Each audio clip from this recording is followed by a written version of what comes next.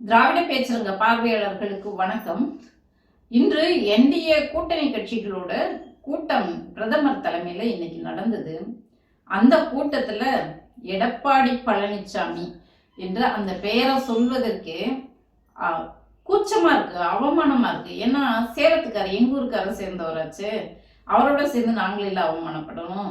எடப்பாடி ஊரை சேர்ந்த மக்களுக்கு அவமானம், சேலத்துக்காரங்களுக்கு அவமானம். ஏன் அவமானம்னு பின்னாடி நான் சொல்ல வரேன்.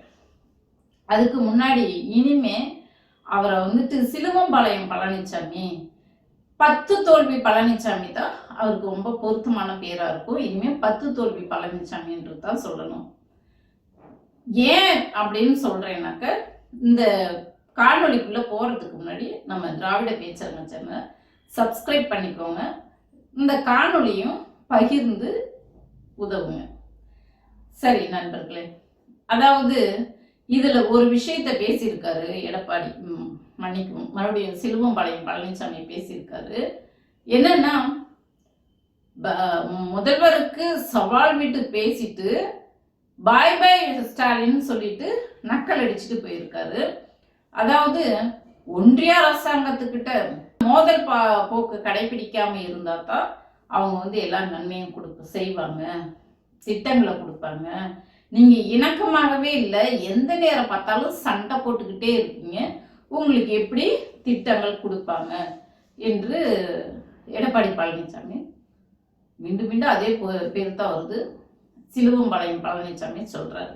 அவர் சொல்றது ஒரு விதத்துல ஒருவேளை மக்கள் கேட்டா, ஆமா இவங்க எந்த நேரமும் பிரதமரை ஏத்துக்கிட்டே இருக்காங்க, எப்படி அவங்க நிதி கொடுப்பாங்க அப்படின்னு சொல்லிட்டு ஒரு சிலர் கேட்க தோணும்.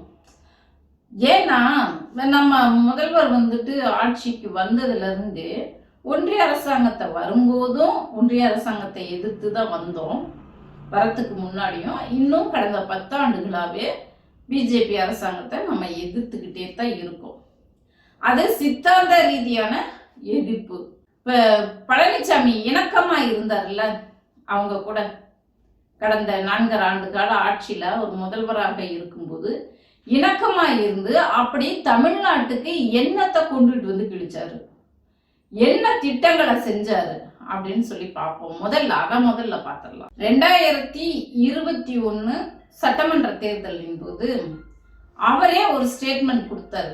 என்னன்னாக்க, ஒன்றியத்துல பிஜேபி ஆண்டாலும் சரி, காங்கிரஸ் இருந்தாலும் சரி, மாநில அரசுகளுக்கு கொடுக்க வேண்டிய நிதியை எப்போதுமே அவங்க சரியா கொடுக்கவே மாட்டாங்க.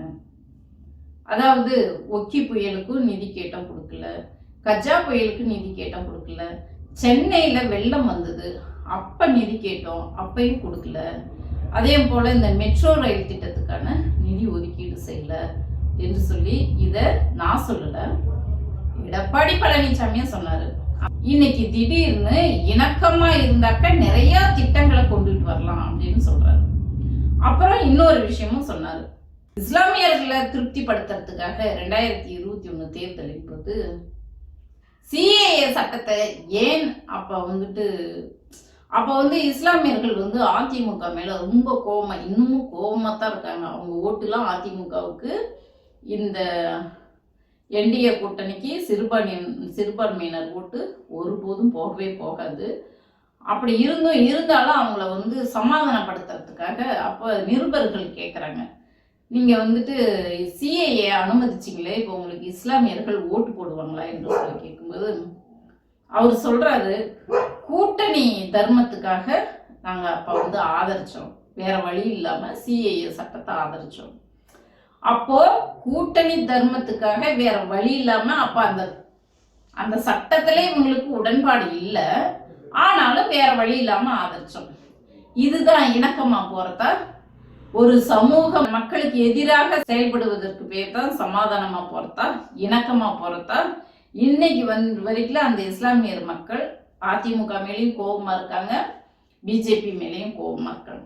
அவங்க ஓட்டு அவங்களுக்கு போகவே போகாது. அப்புறம் இந்த அவங்க ஆட்சிக்கு வந்த உடனே எடப்பாடி பழனிசாமி சிஎம் ஆனோடனே ஓபிஎஸ் துணையோட தமிழ்நாட்டில் எழுதக்கூடிய அந்த டிஎன்பிசி எக்ஸாம்ல வடவர்களும் பங்கு பெறலாம் என்று அந்த கையெழுத்து அந்த சட்டத்துல திருத்தத்துல கையெழுத்து போட்டது இந்த எடப்பாடி பழனிசாமி. எப்படி இணக்கமா போய் நம்ம மாநிலத்துக்கு உண்டான உரிமைகளை விட்டு கொடுத்தது தான் இந்த எடப்பாடி பழனிசாமி. அப்புறம் நீட் எப்ப வந்தது? எடப்பாடி பழனிசாமி முதல்வராக இருக்கும்போது தான் நீட் வந்தது. 2017 அம்மையார் ஜெயலலிதா இருக்கிற வரைக்கும் நீட்டு தமிழ்நாட்டுக்குள்ள வரவே இல்லை. எடப்பாடி பழனிசாமி நீட்டின இடத்தெல்லாம் கையெழுத்து போட்டுட்டு எங்களுக்கு வேற வழியே தெரியல, இது நீதிமன்றத்தோட உத்தரவு, நாங்க அதனால நீட்டை நடத்தினால்தான் இந்த இணக்கமா போற எடப்பாடி பழனிசாமியோட லட்சணம். இன்னைக்கு நம்ம முதல்வர் என்ன செஞ்சாரு?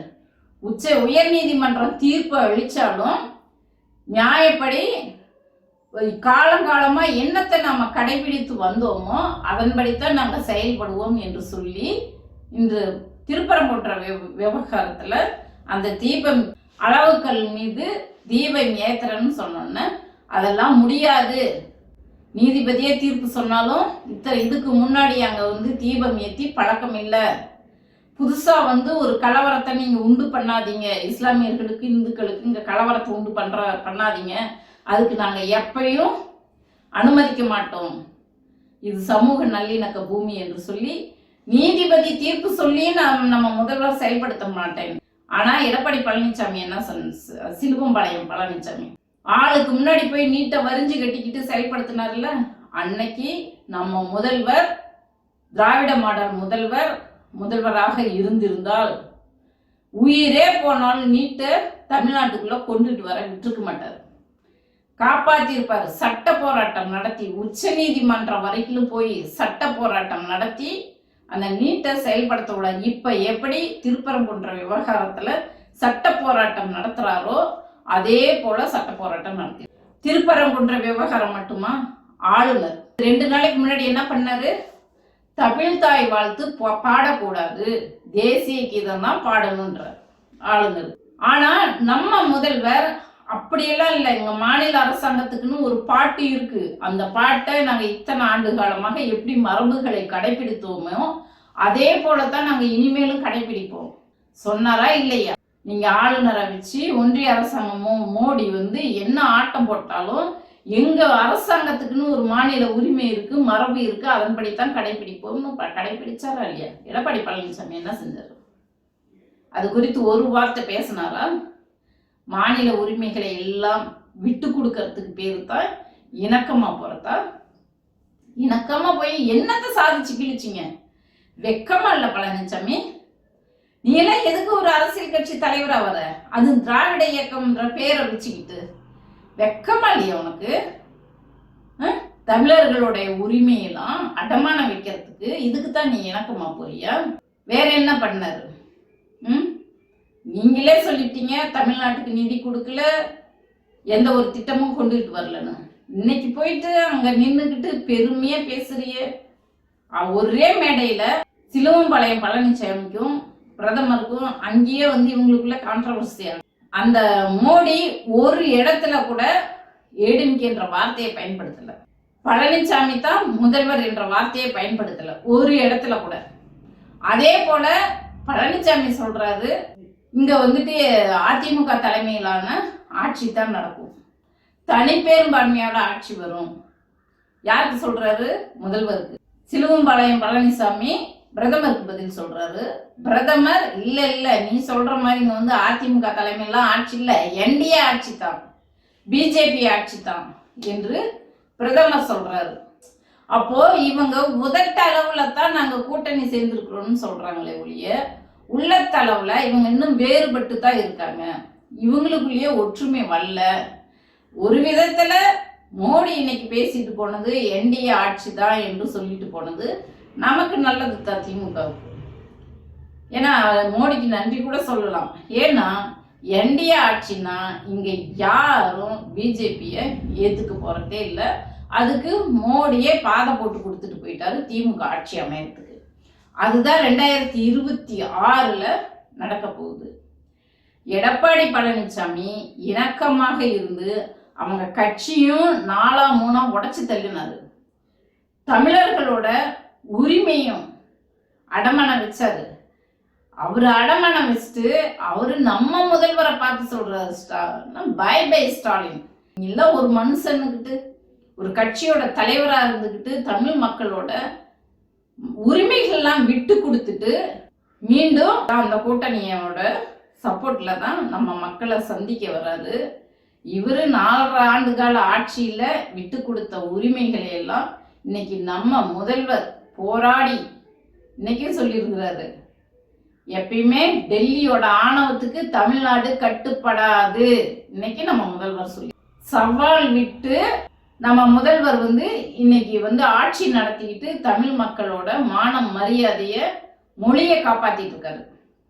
இன்னொரு விஷயம் சொன்னாரு எடப்பாடி பழனிசாமி, நீங்க இணக்கமா போயிருந்தாக்கா அவங்க நிதி கொடுத்துருப்பாங்க என்று சொல்றாரு. இணக்கமா எதை இணக்கமா போக சொல்றாரு? மும்மொழி கொள்கையில கையெழுத்து போட்டாதான் உங்களுக்கு நிதி கொடுப்பேன் அப்படின்னு சொல்றாங்க. கல்வி உதவிக்கு கையெழுத்து போட்டலாமா? சிலுவம் பழனிசாமி அவர்களே,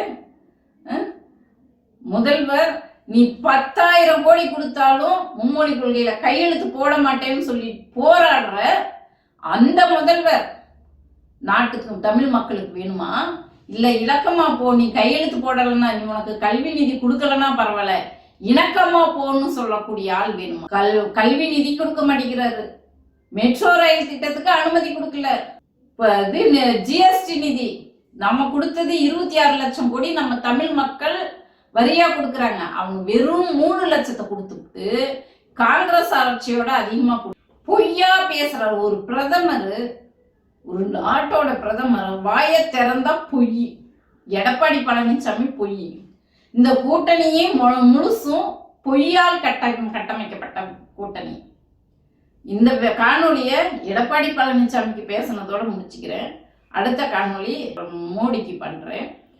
இப்போ இந்த காணொலியும் நம்ம நண்பர்கள் பகிர்ந்து கொஞ்சம் உங்களுடைய ஆதரவை கொடுங்க. நன்றி.